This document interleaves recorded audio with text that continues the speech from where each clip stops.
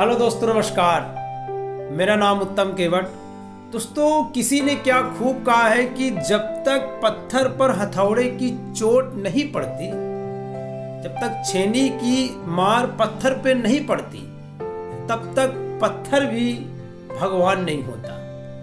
दोस्तों, आज मैं आप लोगों के सामने एक छोटी सी कहानी सुनाना चाहता हूँ। ये वो कहानी जो हमें सिखाएगी कि अपने जीवन में अगर आप संघर्ष करते हैं तभी आप एक महान व्यक्ति बनेंगे और आप अपने लक्ष्य की ओर, सपने की ओर जरूर पहुंचेंगे। दोस्तों, छोटी छोटी कहानियां हमारे जीवन को बदल देती, इसलिए कहानी को थोड़ा पूरा सुनिएगा।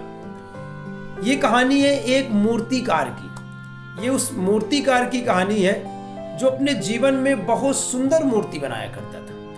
एक बार मूर्तिकार व्यक्ति जंगल की ओर जा रहा था, मतलब गुजर रहा था जंगल से। तो मूर्तिकार की नजर एक पत्थर पे पड़ी। मूर्तिकार ने सोचा कि इस पत्थर पे क्यों ना मूर्ति बना दी जाए, क्योंकि मूर्तिकार तो भाई चित्रकार होता है, कहीं भी उसकी कलाकारी दिखा सकता है। तो उसने सोचा कि क्यों ना इस पत्थर पे एक मूर्ति बना दी जाए। पत्थर के पास गया, जैसे ही छेनी हथौड़ी झोले से निकाला और जैसे ही पत्थर पे उसने प्रहार करना शुरू किया तो पत्थर में से एक आवाज आई, मुझे मत मारो, मुझे मत मारो, मुझे बहुत दर्द होगा, मुझे छोड़ दो। ऐसी आवाज सुनकर मूर्तिकार दयालु था। उसने अपना छेनी हथौड़ा वापस झोले पे डाल लिया और वहां से चल दिया। थोड़ी दूर जाते ही उसे दूसरा पत्थर दिखाई दिया, बहुत सुंदर पत्थर दिखाई दिया। उसने फिर सोचा क्यों ना इस पत्थर पे मूर्ति बना दी जाए। मूर्तिकार अपनी सोच के मुताबिक दूसरे पत्थर के पास गया और छेनी हथौड़ी उसी प्रकार निकाला और पत्थर पर प्रहार करना शुरू कर दिया। धीरे धीरे धीरे धीरे पत्थर पर छेनी मारते मारते उस पत्थर पर एक बहुत सुंदर मूर्ति बन गई। मूर्तिकार उस पत्थर पर मूर्ति बनाकर आगे की ओर चल दिया, गांव पहुंच गया। गांव में पहुंचते ही मूर्तिकार को देखते ही गांव के लोग बोलने लगे, अरे मूर्तिकार साहब, मंदिर बन गया है, बस आप एक सुंदर सी कोई मूर्ति बना दीजिए जो इस मंदिर पर स्थापित कर सके हम लोग। मूर्तिकार ने तुरंत जवाब दिया कि अभी ही मैं जंगल से आ रहा था तो मैं एक पत्थर पे मूर्ति बना के आया हूं। आप जाइए, उस मूर्ति को लाइए और मंदिर में स्थापित कर दीजिए। सभी लोग मूर्तिकार की बात मानकर जंगल की ओर गए और वहां पर देखा कि सही मूर्ति थी, अच्छी मूर्ति बनी हुई थी। मूर्ति को उठाते ही उन्हें दूसरा पत्थर दिखाई दिया। तो गांव वालों ने सोचा कि इस पत्थर को भी उठा के ले चलते हैं मूर्ति के साथ, इसमें नारियल फोड़ने का काम आएगा।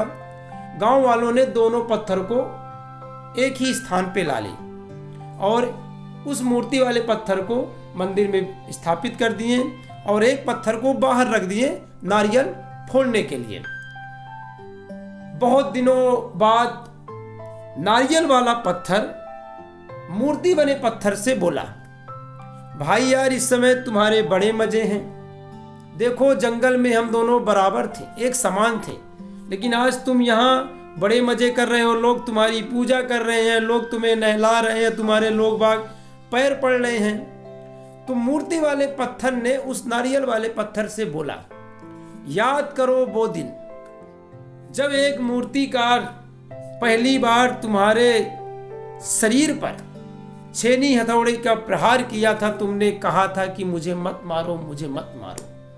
अगर आज तुम वो हथौड़े की चोट सह लेते तो यकीनन आज तुम मेरी जगह होते और शायद मैं तुम्हारी जगह होता। समय सेम था, जगह सेम थी, लेकिन देखो आज मैं भगवान का रूप ले लिया हूं और एक तुम पत्थर का रूप ले लिए हो। दोस्तों, इस कहानी से हमें यही सीख मिलती है कि हमें भी अपने जीवन में जब आपके जीवन में परेशानी आए, मुसीबतें आए, तो आप उनका डट के मुकाबला कीजिए, क्योंकि जब तक आप अपनी आने वाली समस्याओं का निपटारा नहीं करेंगे, आने वाली मुसीबतों से नहीं लड़ेंगे, तो आप अपने सफलता पे कभी लक्ष्य पर नहीं पहुंच पाएंगे।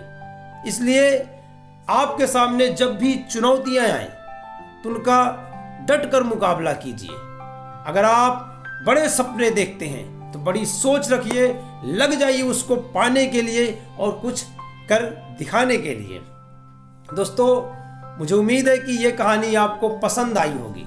आशा करता हूँ कहानी पसंद आई हो तो ज़रूर बताएं आपको कैसी लगी कहानी आपने सुन ली। बस यही चाहता हूँ। मैं शायद ना समझा पाया हूँ अपनी बातों के माध्यम से, लेकिन एक बात ध्यान रखिए, कहानी यही हमें सिखाती है कि हमें लगातार मेहनत करना है और आने वाली मुसीबतों से लड़ना है, अपने सपनों की ओर बढ़ना है। वीडियो देखने के लिए आपका बहुत बहुत धन्यवाद।